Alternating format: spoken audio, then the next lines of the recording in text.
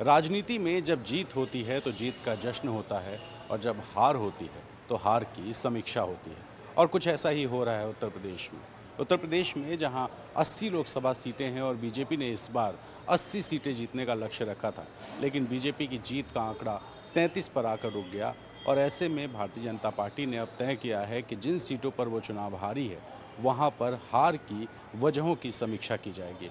और ये जो समीक्षा की बैठकें हैं, ये बैठकें भी लखनऊ के बीजेपी दफ्तर में शुरू हो गई हैं। महामंत्री संगठन धर्मपाल सिंह और प्रदेश अध्यक्ष भूपेंद्र चौधरी की अध्यक्षता में जो सीटें बीजेपी हारी है, उन सीटों की समीक्षा की शुरुआत हुई है। सबसे पहले इसमें प्रत्याशियों से हार का कारण पूछा जाएगा।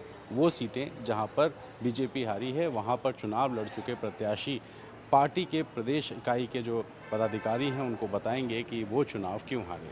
इसके अलावा जो ज़िला इकाई है, जो ज़िले के पदाधिकारी हैं, वो भी बताएंगे कि चुनाव हारने की वजह क्या है। और साथ ही जो संगठन के कार्यकर्ता हैं, वो भी पार्टी को एक रिपोर्ट सौंपेंगे कि इस बार हार की वजह उनके हिसाब से क्या है। अब पहले आंकड़े बताते हैं।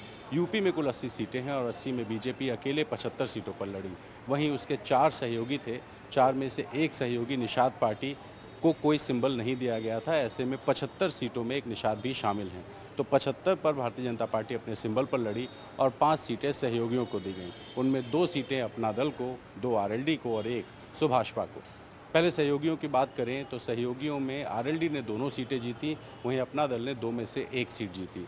सुभाषपा अपनी सीट हार गई और अपना दल 1 सीट हारी है। और बीजेपी की बात करें तो 75 सीटों पर चुनाव लड़ने वाली भारतीय जनता पार्टी ने 33 सीटों पर जीत दर्ज की।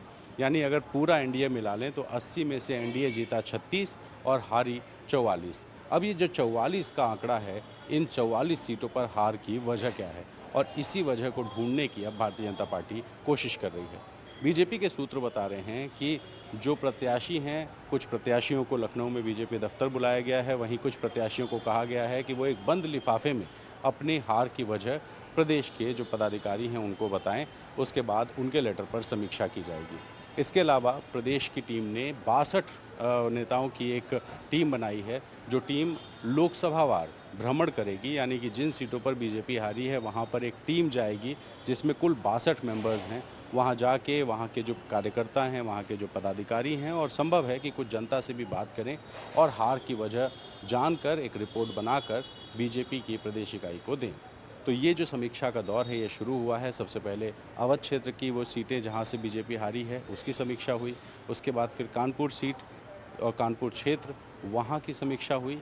और साथ ही जो बीजेपी के अलग-अलग क्षेत्र हैं, जिसमें गोरखपुर क्षेत्र है, जिसमें पश्चिम क्षेत्र है, ये सारे क्षेत्रों के अलग-अलग जो पदाधिकारी हैं उनको बुलाया जाएगा और प्रत्याशियों को भी बुलाया जाएगा।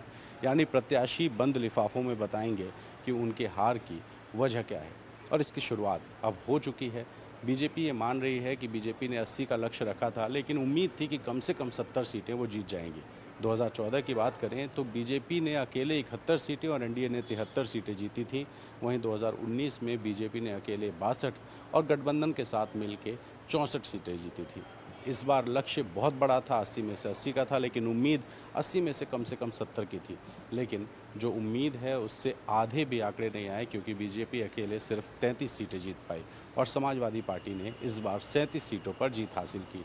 ऐसे में गठबंधन मिलाकर के 36 सीटें जीतने वाली भारतीय जनता पार्टी अब 44 सीटों पर हार की समीक्षा कर रही है। और इस समीक्षा के लिए प्रत्याशी भी बताएंगे, पदाधिकारी भी बताएंगे, संभव है कि जनता भी बताए कि बीजेपी को अगर जीत नहीं मिली तो क्यों नहीं मिली।